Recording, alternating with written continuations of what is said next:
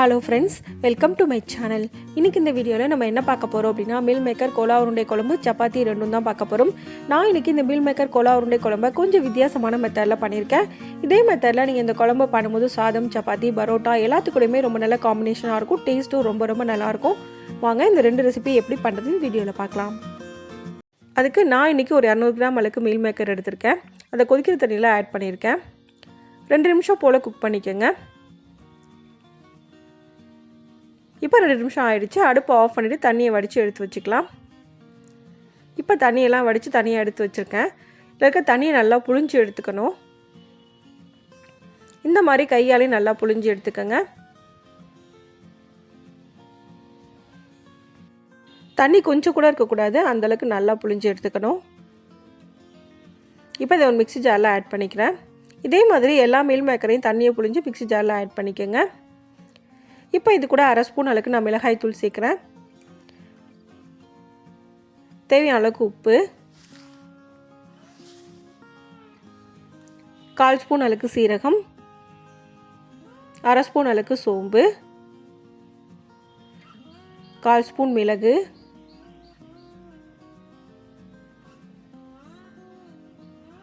ஒரு பச்சை மிளகாய் நான் ஆட் பண்ணுறேன். ஒரு பெரிய வெங்காயம் பொடியாக நறுக்கி அதையும் ஆட் பண்ணிக்கிறேன். கொஞ்சமாக கொத்தமல்லி இலை,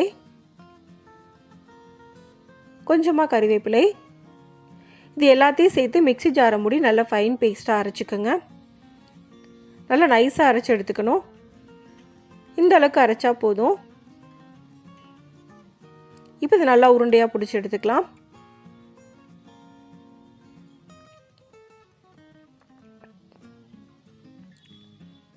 உங்களுக்கு இது மாதிரி உருண்டை பிடிக்க வரல அப்படின்னா நீங்கள் இது கூட கொஞ்சமாக கோதுமை மாவோ, மைதா மாவோ, அரிசி மாவோ ஏதாவது சேர்த்து நீங்கள் இது மாதிரி உருண்டையாக பிடிச்சி எடுத்துக்கோங்க.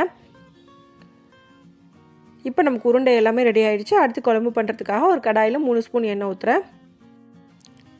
இப்போ ஆயில் ஹீட் ஆனதுக்கப்புறமா இதில் ஒரு பீஸ் பட்டை, 2 பிரியாணி இலை, 1 ஸ்பூன் சோம்பு, 2-3 கிராம்பு, 1 ஏலக்காய், 1 ஸ்டார் சீட் இது எல்லாத்தையும் ஆட் பண்ணுறேன்.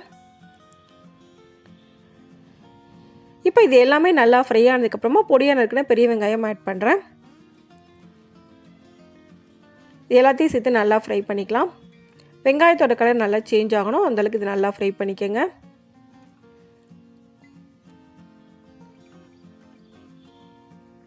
இப்போ வெங்காயம் இந்த அளவுக்கு ஃப்ரை ஆனதுக்கப்புறமா இது கூட 1 ஸ்பூன் அளவுக்கு இஞ்சி பூண்டு பேஸ்ட் ஆட் பண்ணுறேன்.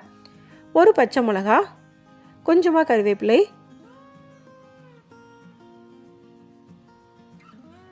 2 ரெட் சில்லி நான் ஆட் பண்ணுறேன். இது எல்லாத்தையும் சேர்த்து மறுபடியும் நல்லா ஃப்ரை பண்ணிக்கலாம். வெங்காயத்தோட கலர் நல்லா சேஞ்ச் ஆகி வரணும், அந்தளவுக்கு இது நல்லா ஃப்ரை பண்ணிக்கோங்க.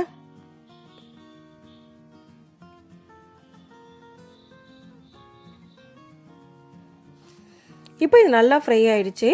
இந்த அளவுக்கு நல்லா ஃப்ரை ஆனதுக்கப்புறமா இது கூட ஒரு தக்காளியை நல்லா அரைச்சிட்டு நான் ஆட் பண்ணுறேன். பெரிய சைஸாக இருந்தால் 1 ஆட் பண்ணிக்கோங்க, சின்னதாக இருந்தால் 2 ஆட் பண்ணிக்கோங்க. இப்போ இது கூட 1/2 ஸ்பூன் மஞ்சள் தூள், காரத்துக்கு ஏற்ற மாதிரி குழம்பு பவுடர் நான் ஆட் பண்ணுறேன். நான் இன்றைக்கி 1.5 ஸ்பூன் அளவுக்கு ஆட் பண்ணுறேன்.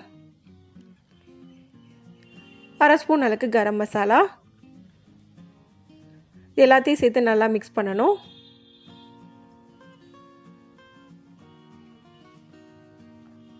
நல்லா மிக்ஸ் பண்ணதுக்கப்புறமா இதை மூடி சிம்மில் வச்சு 3-4 நிமிஷம் போல் குக் பண்ணிக்கலாம், மசாலாவோட பச்சை வாசனை போகிறதுக்காக. இப்போ 4 நிமிஷம் ஆயிடுச்சு. ஓப்பன் பண்ணி பார்க்குறேன். நல்லாவே குக் ஆகிடுச்சு. சைடில் ஆயில் ஃபுல்லாக உங்களுக்கு செப்பரேட்டாக பிரிஞ்சு வர ஆரம்பிச்சிரும். நல்லா ஒரு தடவை மிக்ஸ் பண்ணி விட்டுக்கணும்.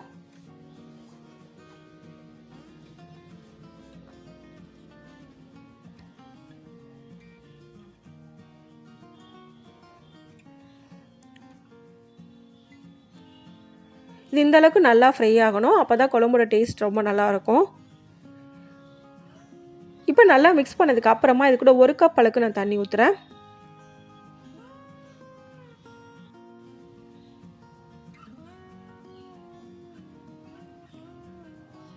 இப்போ இது கூட தேவையான அளவுக்கு உப்பு சேர்த்துக்கலாம். நம்ம ஆல்ரெடி மீல் மேக்கரில் உப்பு போட்டிருக்கோம், அதனால் உப்பு கொஞ்சமாக சேர்த்துக்கோங்க. நல்லா ஒரு தடவை மிக்ஸ் பண்ணணும்.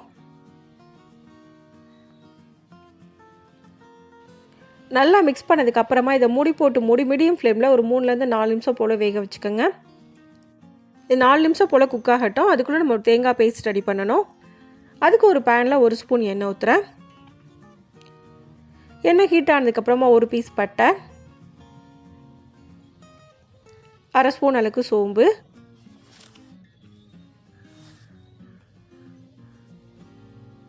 1/4 ஸ்பூன் சீரகம், ஒரு 10 மிளகு மட்டும் ஆட் பண்ணிக்கோங்க. எல்லாத்தையும் சேர்த்து நல்லா மிக்ஸ் பண்ணணும். இப்போ இது எல்லாமே நல்லா ஃப்ரை ஆனதுக்கப்புறமா இது கூட 1 கப் அளவுக்கு தேங்காய் துருவல் நான் ஆட் பண்ணுறேன். இதையும் சேர்த்து நல்லா ஃப்ரை பண்ணிக்கோங்க. தேங்காயோட பச்சை வாசனை போகிற அளவுக்கு இது நல்லா ஃப்ரை பண்ணணும். 2லேருந்து 3 நிமிஷம் போல் நல்லா ஃப்ரை பண்ணால் போதும். இப்போ இது நல்லா ஃப்ரை ஆகிடுச்சு. இதை ஆற வச்சுருங்க. இது நல்லா ஆறினதுக்கப்புறமா மிக்ஸி ஜாரில் ஆட் பண்ணி இது நல்லா நைஸாக அரைச்சி எடுத்துக்கலாம்.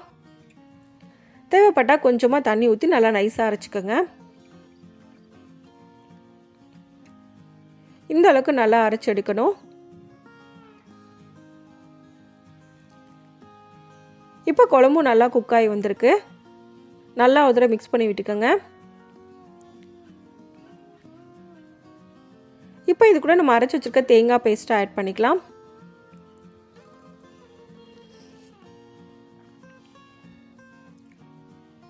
கூடவே தேவையான அளவுக்கு தண்ணி ஆட் பண்ணிக்கோங்க. நல்லா மிக்ஸ் பண்ணிக்கோங்க. இப்போ நல்லா கொதிக்க வச்சுக்கோங்க. நல்லா கொதிச்சதுக்கு அப்புறமா நம்ம மீல் மேக்கர் உருண்டையை ஆட் பண்ணிக்கலாம். இப்போ நல்லா கொதிக்க ஆரம்பிச்சிருச்சு. நம்ம மீல் மேக்கர் உருண்டையை அதில் ஆட் பண்ணிக்கலாம். இந்த மீல் மேக்கர் உருண்டையை நீங்கள் ஃப்ரை பண்ணி கூட போடலாம். நீங்கள் குழம்புல ஆட் பண்ணும்போது உங்களுக்கு பிரிஞ்சு வந்துச்சு அப்படின்னா நீங்கள் அரிசி மாவோ இல்லாட்டி மைதா மாவோ எக்ஸ்ட்ராவாக ஆட் பண்ணி நீங்கள் நல்லா மிக்ஸ் பண்ணிவிட்டு அதுக்கப்புறமா போட்டுக்கோங்க. 1 பை 1 எல்லா உருண்டையும் நான் ஆட் பண்ணிக்கிறேன். இப்போது எல்லா உருண்டையும் ஆட் பண்ணியாச்சு. உருண்டையை ஆட் பண்ணதுக்கப்புறமா மிக்ஸ் பண்ணக்கூடாது. மிக்ஸ் பண்ணோம் அப்படின்னா நமக்கு உருண்டையெல்லாம் உடஞ்சிரும். இது மாதிரி லைட்டாக மூழ்கிற அளவுக்கு அழுத்தி விட்டுக்குங்க.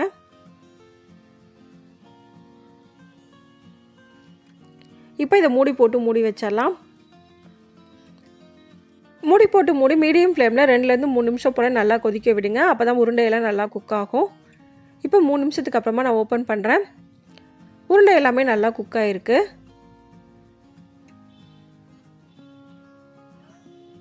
இப்போ நமக்கு உருண்டை எல்லாமே நல்லா குக் ஆகி வந்திருக்கு. இந்த அளவுக்கு நல்லா குக் ஆனதுக்கு அப்புறமா ஃபைனலாக கொஞ்சமாக கொத்தமல்லி இலை ஆட் பண்ணிக்கோங்க. கொத்தமல்லி இலை ஆட் பண்ணதுக்கப்புறமா நம்ம அடுப்பை ஆஃப் பண்ணிடலாம். அடுத்து சப்பாத்தி ரொம்ப ஈஸியான மெத்தடில் எப்படி பண்ணுறதுன்னு பார்க்கலாம். அதுக்கு 1/4 கிலோ அளவுக்கு கோதுமை மாவில் தேவையான அளவுக்கு உப்பு சேர்த்துக்கோங்க. 2 ஸ்பூன் எண்ணெய் ஊற்றணும். எல்லாத்தையும் சேர்த்து நல்லா மிக்ஸ் பண்ணிக்கோங்க.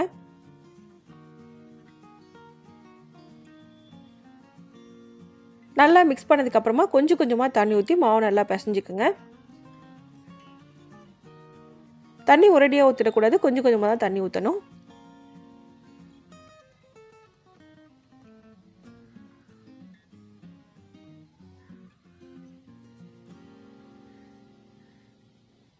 இந்த அளவுக்கு மாவு நல்லா பிசைஞ்சு எடுத்துக்கணும். இப்போ இது கூட மறுபடியும் 1 ஸ்பூன் அளவுக்கு எண்ணெய் ஊற்றி நல்லா பிசைஞ்சுக்கோங்க.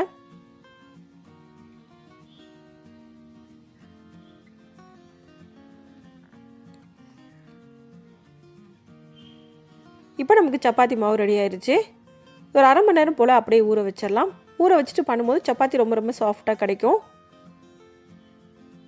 மேலே கொஞ்சமாக எண்ணெய் தடவி அப்படியே ஊற வச்சுருங்க.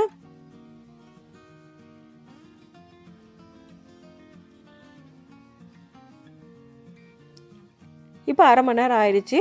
மாவு மறுபடியும் நல்லா ஒரு தடவை மிக்ஸ் பண்ணிக்கோங்க. நல்லா மிக்ஸ் பண்ணதுக்கப்புறமா அதுலேருந்து கொஞ்சமாக மாவு எடுத்து நல்லா உருண்டையாக உருட்டிக்கோங்க. அதே மாதிரி ட்ரையான மாவில் நல்லா மிக்ஸ் பண்ணிக்கோங்க.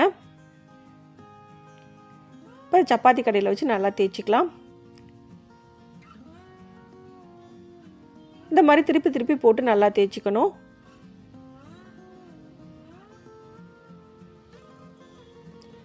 இப்போ நல்லா தேய்ச்சதுக்கப்புறமா சூடான டவாவில் போட்டு சுற்றி ஆயில் ஊற்றி நல்லா வேக வச்சு எடுத்துக்கோங்க. 2 பக்கமும் நல்லா குக் பண்ணி எடுக்கணும்.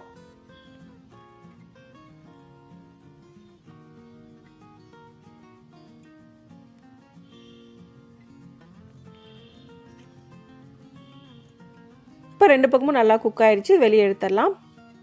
இப்போ நமக்கு மீல் மேக்கர் கோலா உருண்டை குழம்பு சப்பாத்தி ரெண்டுமே ரெடி ஆயிடுச்சு. இந்த 2 ரெசிபி இதே மெத்தடில் நீங்களும் செஞ்சு பாருங்கள். இந்த வீடியோ உங்களுக்கு பிடிச்சிருந்தா லைக் பண்ணுங்கள், ஷேர் பண்ணுங்கள், கமெண்ட் பண்ணுங்கள். மறக்காமல் சேனலை சப்ஸ்கிரைப் பண்ணுங்கள். தேங்க்ஸ் ஃபார் வாட்சிங்.